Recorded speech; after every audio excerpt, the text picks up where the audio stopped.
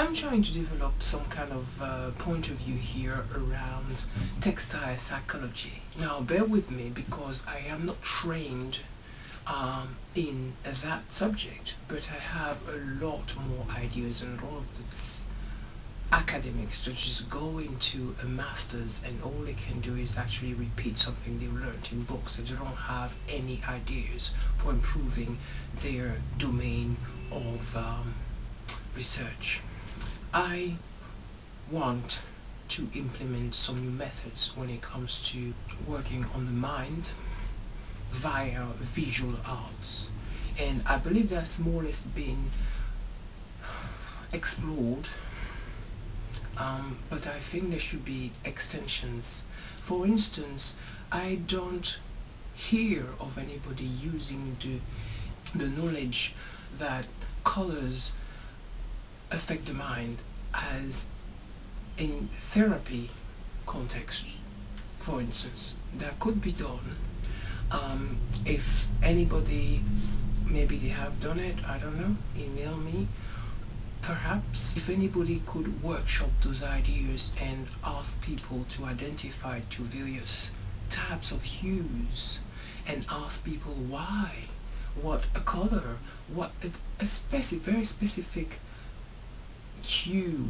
I'm not talking about primary colors, I'm not talking about white, I'm talking about very specific degree of dilution of, if anybody paints they will understand this. If you add you have a primary color and you add a certain amount of white, a certain amount of water, a certain amount, you have another hue. If you add a certain amount of water plus white, you have another hue.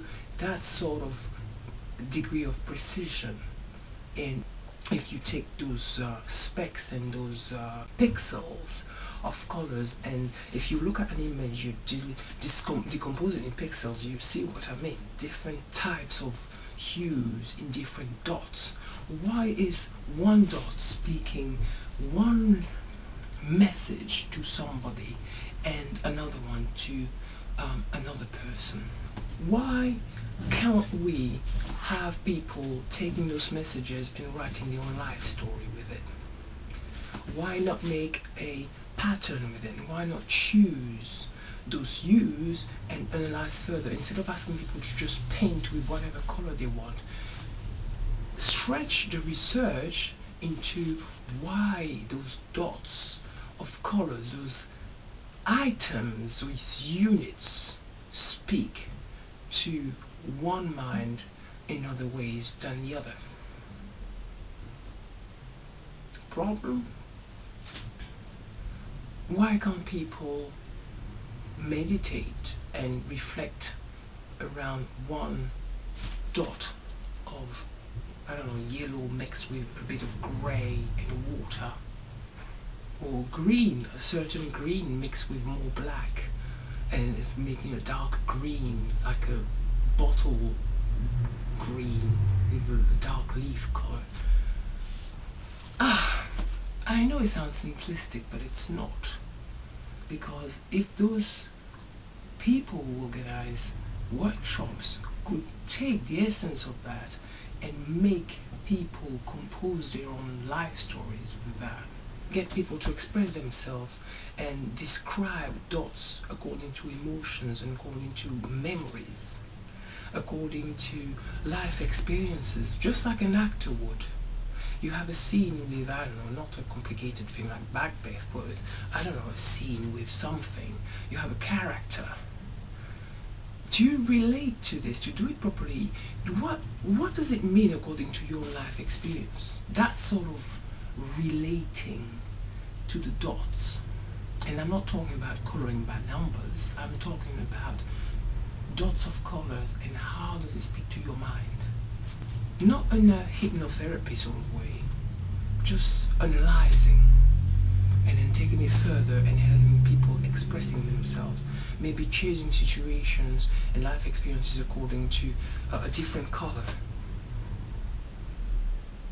To subliminally change situations according to one, how do you call this, like emotional hue, one humor and into another with colors.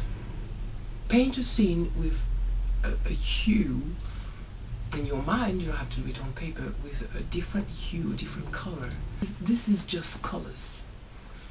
If you had to add textures of textile, there would be a different matter again. Touch and visuals together, memories of childhood, memories of experiences in life.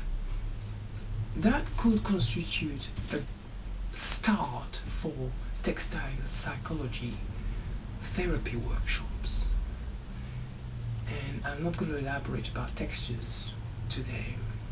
I'm just wondering, and it's just a silly sort of question. Why is it not existing? My writing website is midnightnotebook.com. My fashion website is fashioniq.info. That's fashioniq.info. I'm on Tumblr, and it's midnightnotebook.tumblr.com or fashionillustrator.tumblr.com. This is just a quick vlog, I don't know what the hell they call it, and I think I'm just trying to convey some ideas or some thoughts. I hope you have a very successful and cheerful day. There's another thing about the colors. Some colors express more success in a universal sense than others. Yellow, red, passion, use that for brightening your day. I'm not saying stare at yellow all day, but try that. Not just wear yellow, that could help, but try it in another sort of workshop format. I don't see why it's so difficult about the transfer the negative onto the yellow into the negative. It's doable.